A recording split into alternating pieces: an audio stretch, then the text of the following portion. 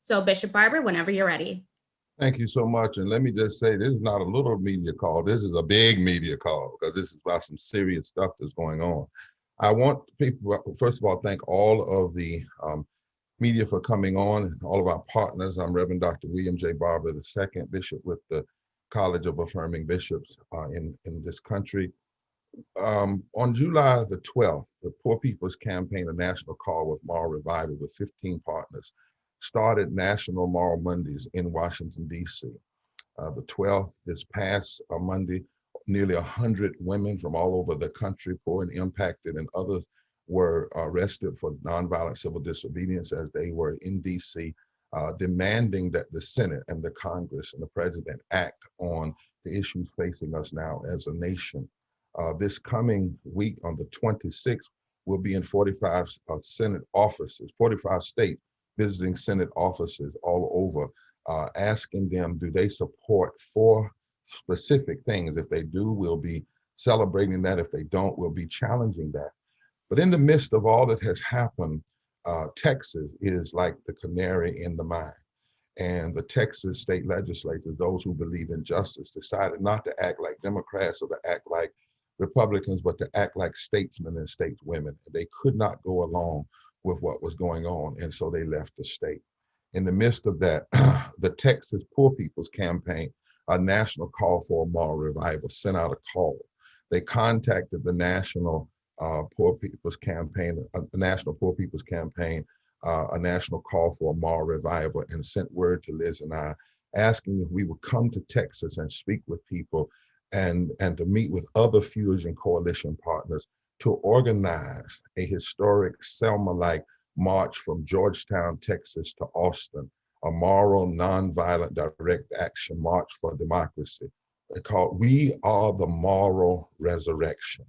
And this will happen on July the 27th, will be the first prayer rally. And then the morning, and then the Wednesday morning of next week, we will start marching to Austin. And then on July 31st, at the state capitol, there will be a mass rally. This is a mass rally where the speakers will be poor and low wealth, impacted people, moral and religious leaders and advocates, not politicians, but those who are impacted, those who are moral leaders, and those who are advocates who do not currently hold political office. The march design is to nationalize the actions that are happening in state legislatures in the state of Texas and in others, to say very clearly, as Selma to Montgomery said in '65, we must have federal action.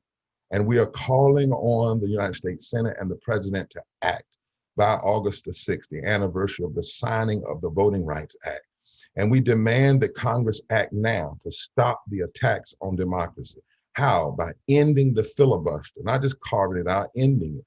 Number 2, passing all provisions of the For the People Act. Number 3, fully restoring the 1965 Voting Rights Act. And number 4, raising the minimum wage to $15 an hour. And even in this time, lastly, we want to permanent protections and dignity and respect for all of our undocumented immigrants, especially our DACA brothers and sisters. This march and this gathering is to connect the dots. The purpose is to say that the same forces of regression and greed that seek to suppress the vote in Texas and all over the country, and especially in the South, those same forces are suppressing passing $15 a living wage, suppressing addressing poverty, suppressing healthcare, suppressing climate issues, suppressing just immigration reform, and suppressing utility needs. We are coming this march to say this is not Jim Crow pure.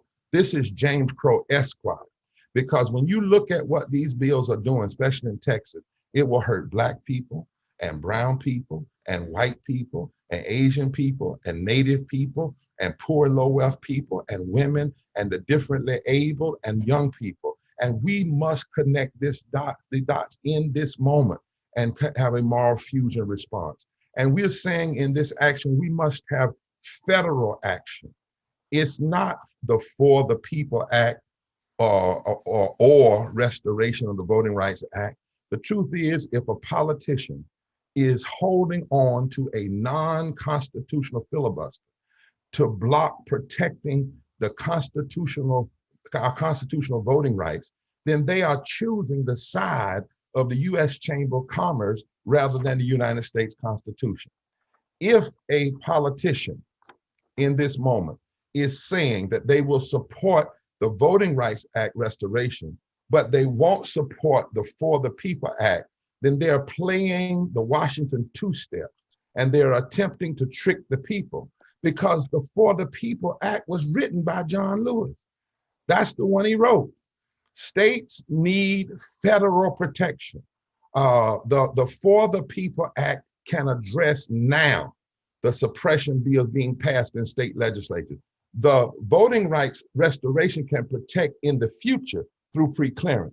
But any politician that is trying to water down the For the People Act or offer the voting rights restoration alone is abandoning Texas and abandoning the South in general, and really abandoning the nation. Any politician who says they support John Lewis but won't support the For the People Act that he wrote is engaging in a kind of political distortion, refusing to pass the For the People Act and the Voting Rights Act and $15 in a living wage and end the filibuster and protecting our immigrant brothers and sisters. All of these things are constitutionally inconsistent, morally indefensible, politically insidious, and economically insane, and they are all connected. Dr. King said they were connected on the march from Selma to Alabama. He said that the reason people were fighting voting rights then is because they were afraid of the masses of Black people and the masses of white people coming together, forming alliances that would create voting power that would fundamentally transform the economic architecture of this country. So we cannot have this be just an issue for Black people or just an issue for some people. It is about race, and it's about class, and it's about demographics and geography. It's about all of us. And any politician that is holding on to the filibuster is abandoning the South and every state where extremists are trying to suppress the vote. Down through the years, the filibuster has never been used to bring people together. It has only been used to block civil rights, block anti-slavery legislation, block women's suffrage, block the New Deal, block living wages, block labor rights, block rights for our immigrant brothers and sisters. If a politician in the Senate is blocking the For the People Act, then that means they don't want federal standards. They don't want standards that guarantee same-day registration and early voting. They don't want to get dark money out of our election. They don't want the Attorney General to have as much power as possible to address the voter suppression. This march and gathering will tell the truth to the nation.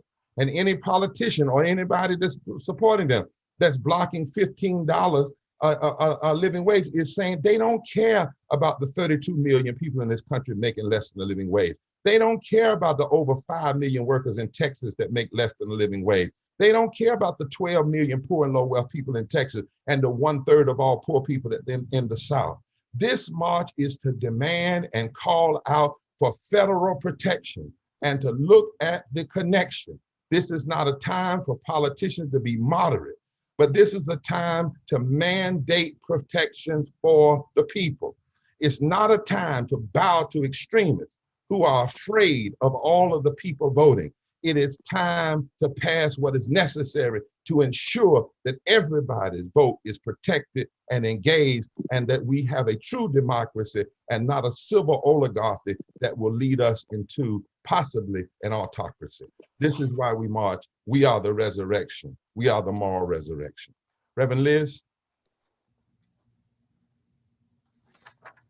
Thank you so much. My name is Reverend Dr. Liz Theo-Harris. I'm the director of the Cairo Center for Religions, Rights, and Social Justice at Union Theological Seminary, and I'm the co-chair alongside of the Reverend Dr. William Barber of the Poor People's Campaign, a national call for moral revival.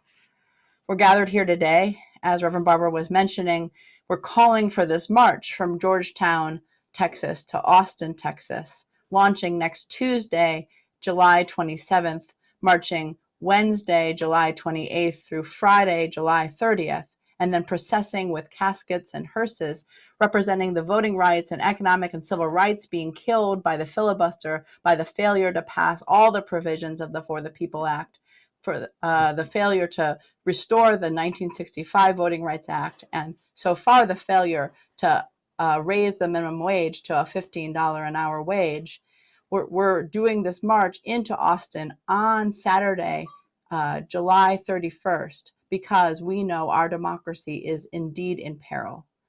In this time when our voting rights are under attack and economic justice is being denied, we are calling out the immoral obstructionism of Congress and demanding that the U.S. Senate, the President's office, and all of Congress end the filibuster, pass all the provisions of the For the People Act, fully restore the 1965 Voting Rights Act, raise the federal minimum wage to $15 an hour, and we're also calling to restore DACA and all the necessary protections for immigrants. I'm a pastor and a theologian as well as an organizer, and I hear the cry of the prophet Isaiah, "Woe to you who pass unjust laws, who deprive the poor of their rights, making women and homeless children their prey." I lift up the words of the Reverend Dr. Martin Luther King Jr., who just this week has been removed from the required curriculum in Texas public schools, who says, "So long as I do not have firmly firmly possess the right to vote, I do not possess myself. I cannot make up my mind, and it is made up for me. I cannot live as a democratic citizen, observing the laws I have helped to enact. I can only submit to the edict of others." As a leader amongst many leaders in the Poor People's Campaign in Texas and across the country, as part of the 140 million people who are poor or one emergency away from economic ruin, 13 million of whom live in Texas, we are all too aware that the extremist politicians who are suppressing and stealing our ability to vote are the same politicians who are denying living wages, refusing to expand healthcare, exploiting immigrants and LGBTQ plus people and women. And so we are marching. We're marching for our children. We're marching for our elders. We're marching in Texas. Thank you so very much, Reverend Dr. Liz Theo Harris, and reminding us of those things. Also, as she noted, we will be in this march from Georgetown to Texas when we come into Austin. We'll come in with 151 cars as well, recognizing this is the 151st anniversary of the 15th Amendment, and with the hearse that will have in it all the bills from Texas and around the country that are trying to bury voting rights. We are very serious about this. When we come into the city of Austin and what the symbolism and the substance of this says. And as we say from a moral perspective, woe unto those who legislate evil and rob the poor of their rights. Woe unto those who pay attention to a lot of details, but they leave undone the weightier matters of the law, which is justice. And now at this time, we're gonna have some impacted persons, because that's what's most important that we hear. The first is a white woman named Stephanie Swanson, who is with the PPC in Texas, and she's going to come for a minute and a half to talk about why she is so adamantly against what's happening across the country and with the demands that we're making. Stephanie? Hi, everyone. I'm Stephanie Swanson. I'm actually co-chair of the Texas PPC, and I'm happy to be here today. So there's only so much we can take. We reached out to Reverend Barber because it's our responsibility to speak up and to speak loudly. And we know that the national campaign has that ability, and that's why we invited them down here. I myself grew up on the east side of Houston, very close to the Ship Channel. I actually had lung cancer at the age of 33. I live close to the refineries. So that's the reason I'm here today, and I'm with the Poor People's Campaign. I've been impacted directly by ecological devastation. And here in Texas, it just seems like every single day we wake up and there are more attacks on everyone across the state, whether it be immigrants, whether it be Black people, whether it be folks that need Medicaid expansion and access to healthcare, or anything like the eviction crisis going on in Houston and across the state. There's only so much we can take, and it's time for us to stand up and speak loudly against what's happening here.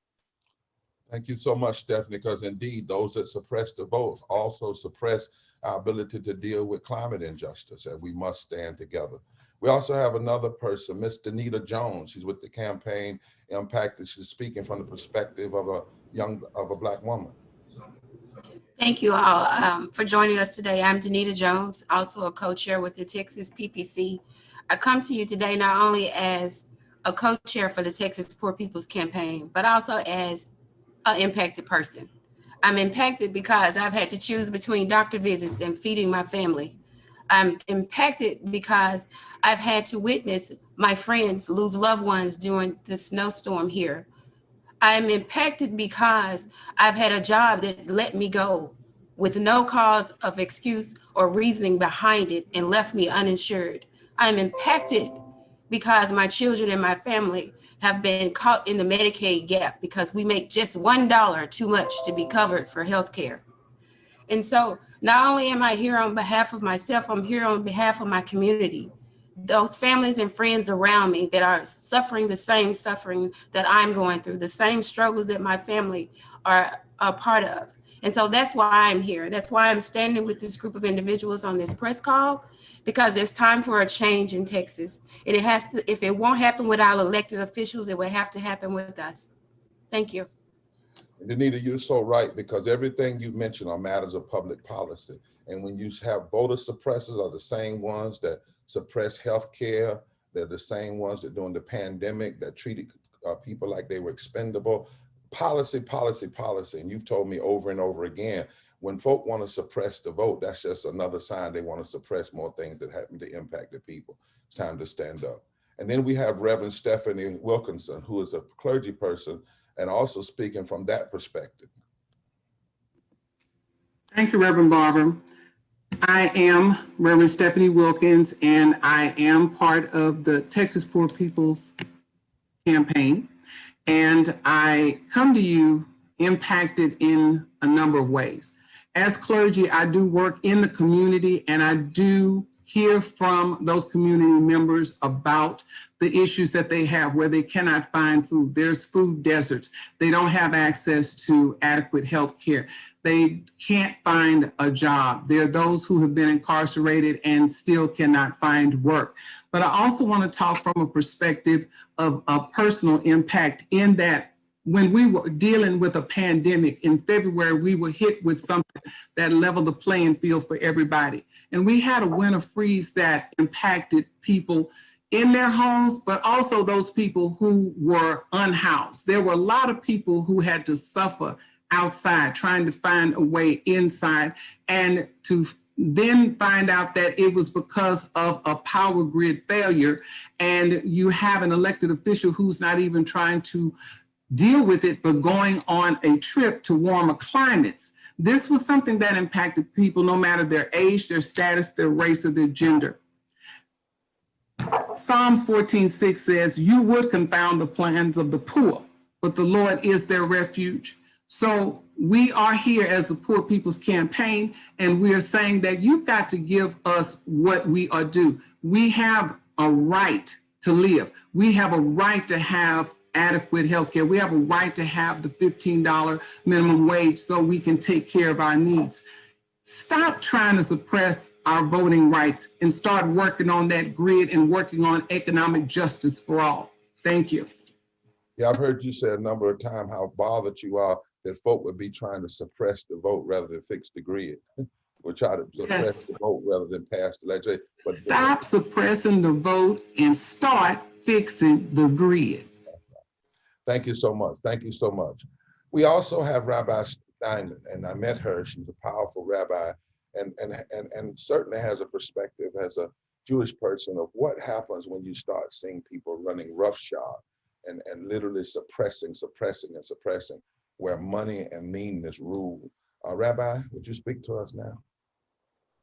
Thank you very much, Bishop.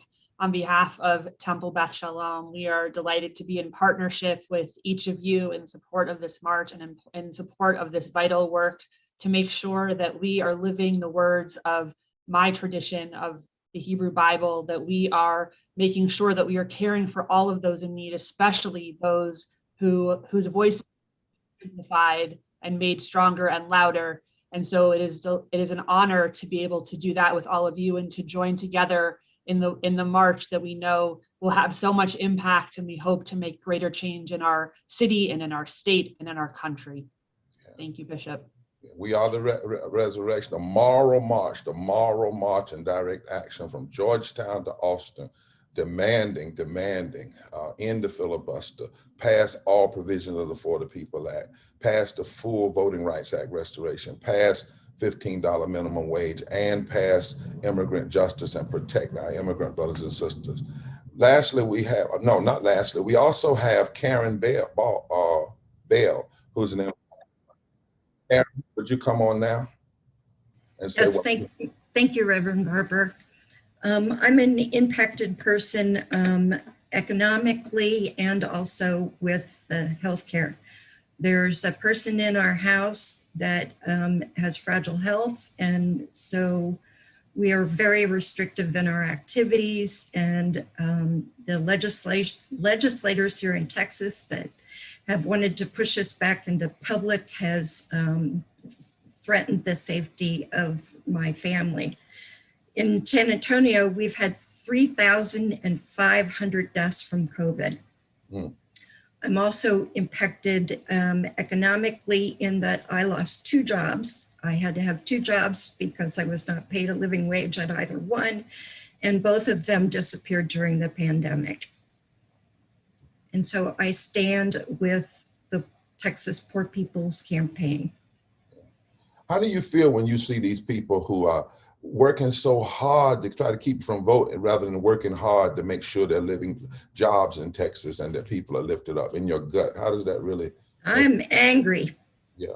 I am very angry. And as Stephanie mentioned, it's about time that we stand up, we make some news.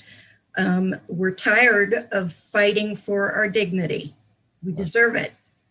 This is a march about dignity, and it is not an end, you all. I want the media to know on this August 2nd, after the 31st, clergy and low-wage workers will meet in Washington, D.C. for more direct action, a mass of clergy and mass of low-wage workers. We're not going anywhere. Somebody's hurting our people, and it's gone on far too long, and we can't be silent anymore. Geneva Wadsworth, Colbert, is an impacted person, and she has a word for why she is going to be joining this march and joining this mass rally. Geneva? Hi, thank you so much for having me today. My name is Geneva Wadsworth Colbert. I stand up here in Houston, Texas, and across the nation. I pray for all of the partners on this line. I face the impact socially, politically, and honestly, it's a humanitarian issue now. I'd like to have an end to the criminalization of the homeless, the criminalization of those with mental health disabilities. I stand with Poor People Campaign, Texas, across the nation. I pray across the world to end right now this filibuster, to pass all provisions for the pass all provisions of the For the People Act, pass a fully restored and expanding Voting Rights Act, pass a $15 minimum wage, and restore the rights and protections for immigrants under DACA. Let me state that one of my mentors was the former activist Maria Jimenez here in Houston. Yeah. Maria infused me with whatever gifts I have now. And one of the things that she shared with me when I went to her to solve my problem was, Nia, don't agonize, organize. That's Thank right. you That's for right. having me today. Thank you, Nika. We're going to take that for the march. Don't agonize, organize. They don't agonize. Then we have Diane Ramirez, who's with Workers Defense, is speaking on behalf of impacted persons with Workers Defense. Diana. Hi, everyone. My name is Diana Ramirez, and I am the Civic Engagement Director at Workers Defense Action Fund. We are a membership-based organization dedicated to building power for immigrant families and communities of color in Texas. We have strategically focused on organizing construction workers and their families to fight for better working conditions, because we understand that to build political power, we must build worker power first. The Latinx community is the rising electorate in Texas, and our representatives are threatened by these shifting demographics. The anti-voting bills proposed by state lawmakers will only make it harder for our communities to vote. Our pathway to citizenship, to a living wage, and to a safe workplace depend on our access to the ballot. Our communities are building Texas and this country. It's time that we build a better future for them. We need Congress to act now. Thank you, Diana. I like that. That's simple. We need Congress to act now, right? No more waiting, now. Jason Lee, with Texas Right to Vote, is going to speak to us now from that perspective. Jason? Thank you, Reverend Barber. Texas Right to Vote is a coalition of community leaders, elected officials, and grassroots organizers who've been fighting to expand the vote to all Texans and fight against voter suppression. We've organized, and along with a coalition of organizations and faith leaders in the state, for months during the regular legislative session, and again now during the special session, telling lawmakers that voter suppression bills have no place in our state, in our democracy. Voting rights advocates in our state will continue to sound the alarm about the restrictive and racially discriminatory voting laws being pushed in Texas. We'll continue to fight against these voter suppression bills in Texas while our legislatures are in DC fighting to expand voting rights at the federal level and eliminate the filibuster to do so. We're on the front lines of this fight, and our energy has inspired our lawmakers to take this bold action.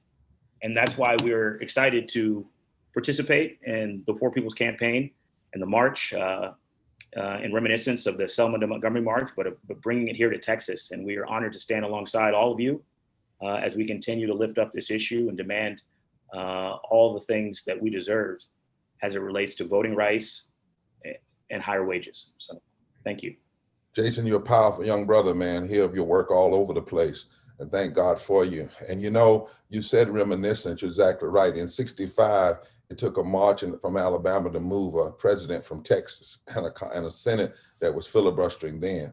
Look how history's turned around. It's now going to take this march in Texas, this action in Texas, direct action in Texas, to move a filibustering Senate now and a president from Delaware. But if we do this, Texas is going to have mimicking all over the country, and that's what's going to happen. Now, we have other partners. I don't necessarily like to say national partners because we believe in nationalizing state movements because, you know, change doesn't come from DC down as much as it comes from Montgomery up, from Austin up, from Greensboro up. But these are some tremendous partners who have reach all over the country and the world. And the first one that's going to come now and is endorsing, and we were glad to join them last week, is Dr. Frederick Haynes, Reverend Dr. Frederick Haynes of Friendship West Baptist Church, and the chair of the Proctor Conference. Powerful brother, my mentor. I thank God for him every day. Dr. Haynes. Thank you, Bishop Barber, and thank you to all of you who are a part of the Poor People's Campaign. Your work is indeed invaluable. I'm pleased to be a part of this coalition of conscience, what I'm calling a moral army, Bishop Barber, which is determined to fight neo-fascism and the war on democracy and truth that has been declared by the ideological relatives of the seditionists who tried to overthrow the results of a democratic election on January 6th. We cannot be appalled by the violent attempt to cancel the last election based on a lie and not be against the betrayal of democracy that is seen in voter and truth suppression efforts. And so I'm standing with the Poor People's Campaign as chair of the Samuel DeWitt Proctor Conference, also as the social justice co-chair of the Progressive National Baptist Convention. And we are invoking the liberating legacy of those who prayed with their feet, to use the language of Rabbi Abraham Joshua Heschel, and marched from Selma to Montgomery and arrested the attention of a nation, resulted in America becoming, in 1965, finally a democracy for all through the right to vote. And so I'm simply saying we're going to remix Moses and declare to the pharaonic suppressors of the right to vote, let our people vote. Pass the John Lewis Voting Rights Bill and the For the People Act. Let our people vote, and we'll become a nation truly one with liberty and justice for all. Let our people vote. Thank you so much, Dr. Haynes. And you know, and as you were talking, I think people need to get the memo. We ain't gonna wait 2 years this time like it did happen Juneteenth. No way, no way. It's That's right right. now. It's got to happen. And Texas is the place from which to change the whole country. I'm glad that there's a man on this line tonight, to this afternoon, who is not an elected politician. Now, I'm not, he didn't get, maybe he will be later, but right now he's just like the rest of us. And therefore he can be a part of this effort, needs to be a part of it, wants to be a part of it. And that's none other than Beto O'Rourke. Would you share with folk why you're joining in this grassroots effort at this time?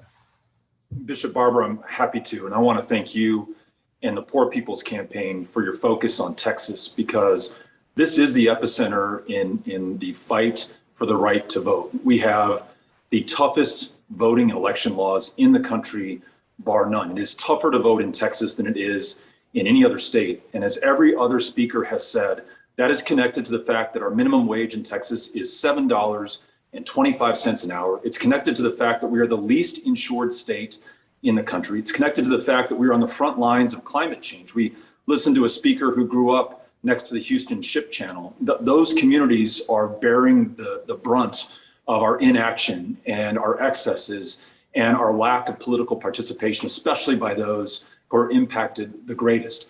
But beyond producing the most restrictive voting laws, Bishop, Texas has also produced everyone that we just listened to on this call.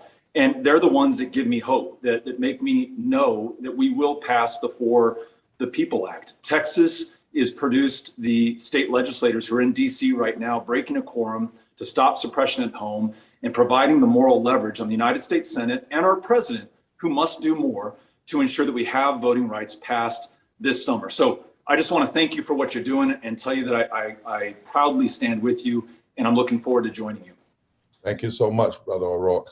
Thank you so much. And indeed, all people must do more. This is not something that you can't choose to build up the infrastructure of bridges and then let the infrastructure of democracy be torn down, because no one has the right to deny or abridge our right to vote. And of course, that bridge is connected to all other public policy.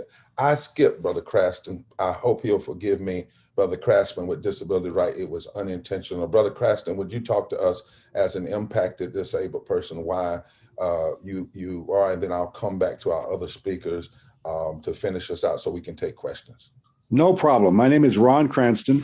I am with ADAPT of Texas. I am with the Personal Attendant Coalition of Texas and have been involved with the Rev Up Texas campaign, which is to register, educate, vote, and use your power.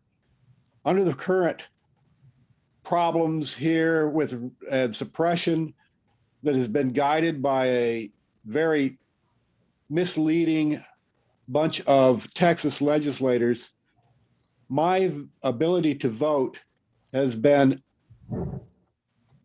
subdued, basically. It would be subdued. Not only have I had to register just to receive a vote at my home as a person with a disability, it is going to be subdued if drive-in voting with support, which I use every day of my life, which is vital to my existence. If that happens further, I'm in trouble. My democratic ability to use the power of our nation's Constitution is going to be limited. And frankly, the other parts that affect me within the campaign for poor people is that the minimum wage in Texas for people who come into my home to assist me every day, primarily women of color for the last 45 years, is presently only assured to be paid $8.11. That is a disgrace. That's right. People cannot live on $8.11. I cannot hire somebody for $8.11 an hour. This is a travesty. We have literal skin in the game. This is tenement to people dying in nursing homes. I live in the community. I want to continue to live in the community. I want to continue raising my grandchildren. I want to be a vital part of my community. And I want to thank you, Reverend Barber, all of the people of Poor People's Campaign for including people with disabilities in the march that were upcoming and making sure that the federal folks that represent us know that they have to stop this filibuster, work on these issues that have been vitally named and given in this press conference. I want to thank all of you. We are all one, and God bless us all. Brother, you know, Brother Cole, you just said some things that I hope the media hears. You see, if you pass the Voting Rights Act, which is not even written, it doesn't protect people like you, because you got to have the For the People's Act to make sure that they don't remove the things like drive-in. And the only way you can do that and mail in, you have to have the For the People's Act. So it's not either or. It's not either or. And we wanted to put a face on this, members of the media, who would be hurt if we allow folk to filibuster and not pass the For the People's Act and let these state legislatures like in Texas continue to do what they're doing. This is not just Jim Crow. This is James Crow Esquire, and we need to be talking about the full breadth of people that will be hurt in what's being done now. And if we do this, we make it a moral constitutional issue, right, and we can in fact win. Let me call out our next. Thank you so much. Others that are coming. I want to have at this time Julio Acosta from Border Network, and then following him will be Bishop James Dixon. Will come at right in behind each other. Thank you. My name is Julio Acosta. I'm with the Border Network for Human Rights, which is a membership-led human rights organization that focuses on immigrant rights.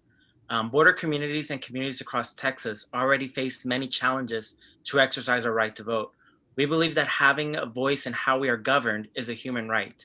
We proudly join with the Poor People's Campaign and all that champion the protection of our sacred right to vote. We need to continue fighting to ensure that all elected officials be champions for we the people. Thank you. Thank you, my brother. Thank you. We're right there with you, and thank you for the work you all do. Bishop Dixon. Yes, sir, Dr. Barber. God bless you, Bishop, and thank you for your stellar leadership, lifting this issue from the political to the moral and the spiritual. I believe that your leadership, along with the collective leadership that's on this call, a part of this movement, is absolutely essential. So I greet you from the Kingdom Builders Global Fellowship, of which I am the presiding prelate, as well, of course, from the NAACP as a NAACP president here in Houston, Texas. And I am honored to be a part of this team. In the words of my cohort and co-laborer, Dr. Frederick Haynes, this is a moral army, and it is building. We've got to continue to do this because we're speaking truth on behalf of a God who created us all in his image and in his likeness. And each one of us are equally valuable. However, the skewed vision and perspectives of those who are in places of political and economic power continue to undermine the godness about all humanity. And poverty is reinforced by public policy. And what happens in Texas, as well as in America, we create policies that perpetuate poverty, and then we criminalize the poverty that we create. Let me say it again. We create public policies that perpetuate poverty, and then we criminalize poverty, which is why mass incarceration is fueled by poverty and by a lack of education. These are all legalized policies. I want to say that these are legalized policies. Just because something is legal does not make it moral. That's and right. What we're attempting to do in Texas, as with the other 47 states that are adopting these voter suppression laws, is to legalize discrimination. to legalize discrimination, and that is immoral, according to Isaiah chapter 10 and many other prophetic passages. And so we are coming together with collective potency. We are committed to a prophetic word, a prophetic work, and prophetic witness, because that's our assignment today. And I'm thankful to you, Dr. Barbara, and to all of us who are part of this, because we are bringing light into darkness. And I think that needs to be said. We got darkness in leadership. And when the deeds are evil, when the thoughts of evil, when the ideas are evil, they're coming out of a dark place. There are those who think that only a small group of people deserve to prosper. And we've got to continue to sound the clarion call. I'll wrap up on this, Dr. Barber. When I thought about this last week, as we were marching in Austin together at the state capitol, I thought about the fact that the hands of slaves built the Capitol building in Texas. Think about that. We were on the grounds where there are Confederate statues still on the grounds at the state capitol. There is a messaging that's continuing to reverberate throughout Texas. The fact that our textbooks are being eliminated, Dr. King is being eliminated from our textbooks, and this whole issue on the issue of race theory. I want to say this: if the church does not march now as one unit, we will lose this democracy into the hands of those who are led by dark motivations. And so I close on this note. We must let our light so shine, whether that's in Austin, whether that's in Washington, D.C. We're galvanizing, we're organizing, and we're mobilizing, because the truth of the matter is, it's in the voice of the prophet that liberty comes. And we must speak prophetically, we must work prophetically, we must walk prophetically, and we're going to war prophetically. When the insurrectionists stormed the Capitol on January the 6th, they left the spirit at the Capitol that we're going to go against when we go to Austin, and then when we go again to Washington, D.C. I think that this movement is a God movement, it's a now movement, and for such a time as this, God is organizing an army that's black, white, brown, that's tall, that's short, that's rich, that's poor, who's going to speak truth to power. And we decree and declare victory is already on our side, because God said to us, he is always on the side of the oppressed and the poor. Thank you so very much for allowing me this moment. And we speak from Houston, but we speak for those of us who follow around the nation. Let freedom ring in the voices of the prophetic who show up, who speak up and stand up, because this is our time to lead our people up. Thank you very much. Amen, Bishop. And we thank God for all your work. We thank God for all the churches that God has allowed you to lead. And I was thinking how people make policies to hurt the poor, and then they want to block the poor from voting because they know that the poor would not stand for it. But there is an army. It merely needs a sound. And we're coming in that perspective. Thank you for raising that. This has to be a moral issue. Every major move in this country, nothing happened until it was fundamentally seen through the lens of being a moral issue that pulled together a fusion coalition of people. And you're exactly right. We've already won. That's why they're fighting so hard, because they know the possibility of when we come together. So let's realize their fear. And maybe in the process of realizing some people's fear, they'll actually get redeemed and maybe come on and join the side of justice and love rather than staying on the side of meanness and hate. Barbara Arwine with Transformative Justice Coalition, and then Barbara Arline, my dear sister, Bishop Tavis Grant with the Rainbow Coalition, and then Latasha Brown, that sister. I was just looking at her last night on Joy Reid. She's a bad sister, and we want her to, and then we'll take questions from the media. Barbara? Yes, the Transformative Justice Coalition is a national organization that works primarily and principally on voting rights. And as many people know, we have been organizing throughout the nation. We had 150 cities that turned out on May 8th in a major demonstration in support of the For the People Act, DC statehood, and the John Lewis Voting Rights Advancement Act. We just Saturday had candlelight vigils, and we're so proud and appreciative of you, Reverend Barber, and everybody who participated, all the groups. We had 155 cities who held those candlelight vigils. I mean, big cities and small cities, and they are gorgeous. I've been looking at the pictures, and we are so appreciative. And those candlelight vigils were in honor of John Lewis on the first anniversary of his passing. And one of the big chants we had was, "We are John Lewis." One of the big chants we had was "Free to Vote." One of the big chants we had was, in our lifetime, we know that we got to get this work done, and we are committed to it. We are honored to be part of the Poor People's Campaign to help in this endeavor. We will be coming to Texas.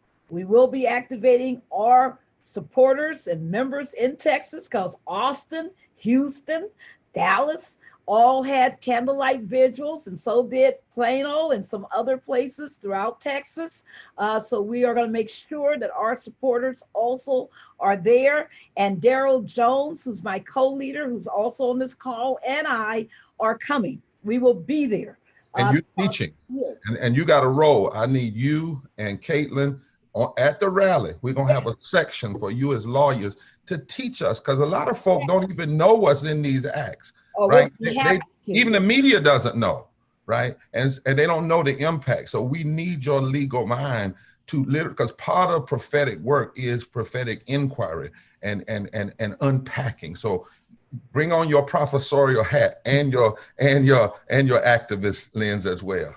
Well, thank you, because of course, that I teach, from at Columbia and at UCLA. That's right. And that we also, when I was at the Lawyers Committee, we wrote the National Voter Registration Act, helped the Congress to write that act. We also did all of the field hearings for the 2006 reauthorization of the Voting Rights Act.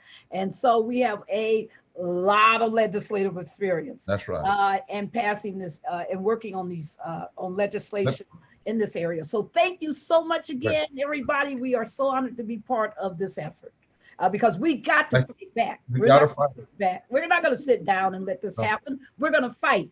That's right. And win. And win. That's right. It's the difference when you fight and you fight and win. Bishop Grant, we know that you're coming, and Reverend Jackson just got the major award over in France. You're his field director. Rev is an elder, but he ain't a quitting elder. But you are a powerful young brother. Bishop Grant, tell us why Rainbow Coalition is joining this work as we do it together on this massive historic march from Georgetown to Austin. Well, Bishop Barber, we certainly appreciate it. We're excited. Reverend Jackson is looking forward to supporting all that you do and all of these freedom fighters. We must protect the right to vote. We must work for it. We must march for it. We must fight for it. And when necessary, we must go to jail for it. It is immoral for 1% to rule 99%. And as Dr. Freddie Haynes has outlined, this moral army has the strongest soldiers in it, the unemployed, those that are low to no income, those who are part of the underclass. And this is not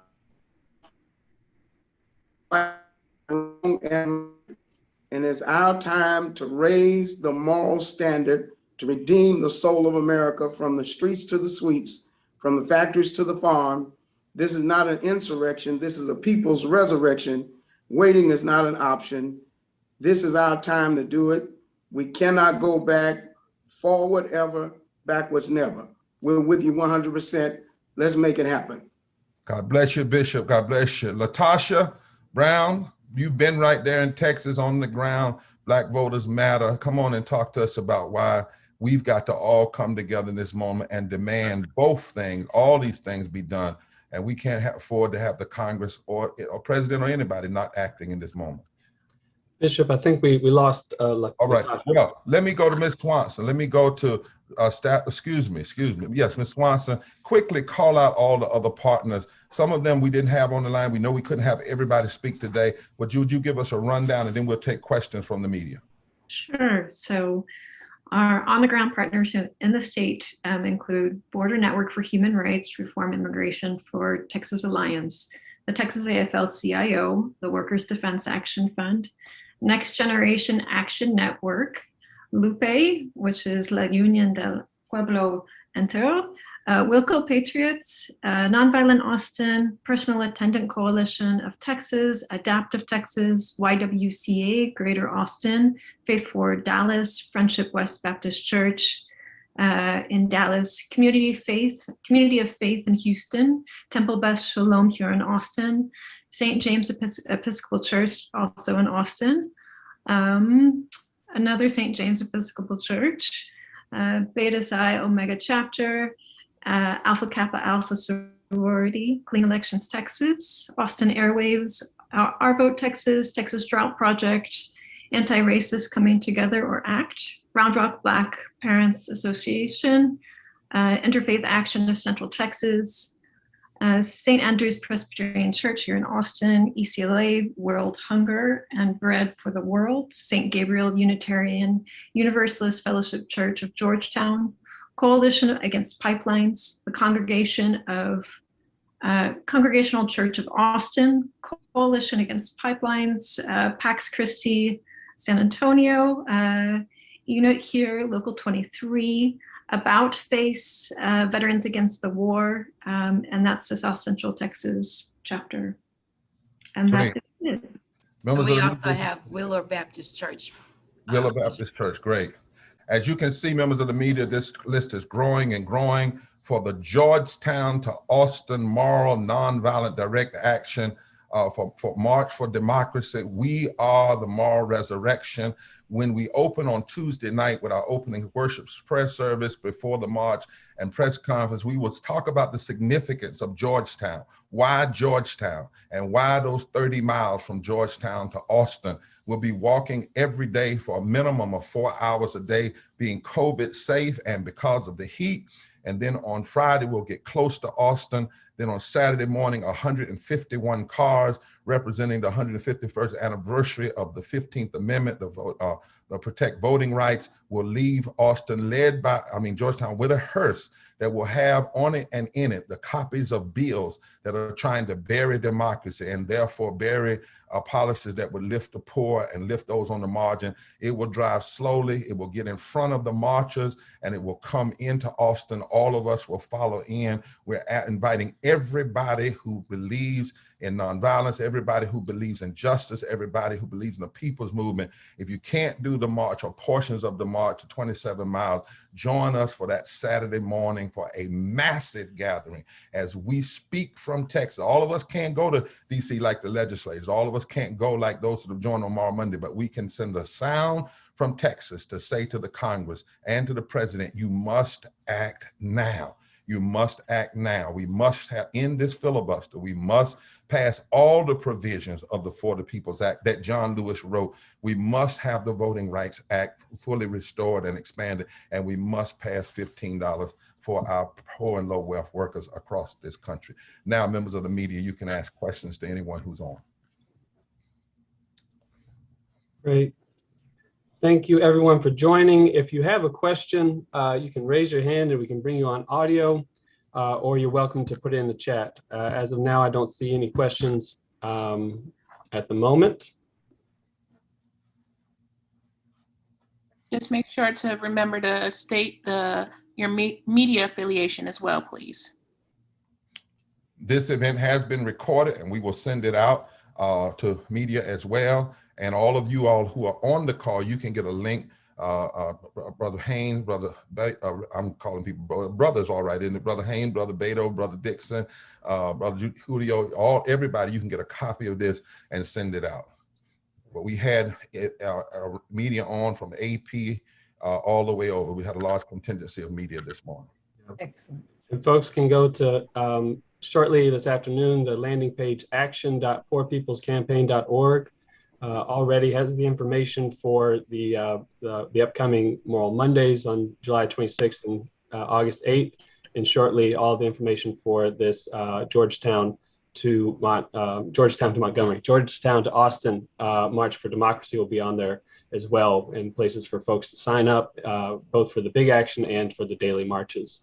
Actually, you may know that we're going to try to have many people cross-posting parts of the rally. The whole rally will be live stream. I mean, the march will be live stream every day. We will have cross-posting. We're going to be talking to C-SPAN, talking to networks about carrying it, actually having their cameras here. We tend to make a clear sound. Are we doing Matt tonight, I believe? I think I got a call that she wanted to reach out to us, and so we'll be doing that, I believe, Brother Beto, together tonight. So this is serious business, you all. Frederick Douglass said it, and I close with this. When they were attacking and attacking and attacking and attacking and attacking and attacking every piece of anti-slavery law, and finally they had a Supreme Court to agree to the Dred Scott decision that no black man had no rights the white man had to ever pay attention to. And people thought the movement was over. They thought there was nothing else they could do. And Frederick Douglass stood up in May of that year and said, wait a minute, this is bad. In fact, it is monstrous. He said, but there is another side. And he made this quote, and I ask you to live with it. He said, every attempt to ally the abolitionist movement has only served to intensify and embolden our agitation. If in this moment, what is happening intensifies and emboldens our agitation, we not only have the hope of winning, we have historical facts that prove when the people come together and embolden their agitation and stand for right, we ultimately can push back injustice anytime at any point in history. And it's time for us to do that. If there's nothing else, Rob. We have one more. We have a question from the Baptist News Global.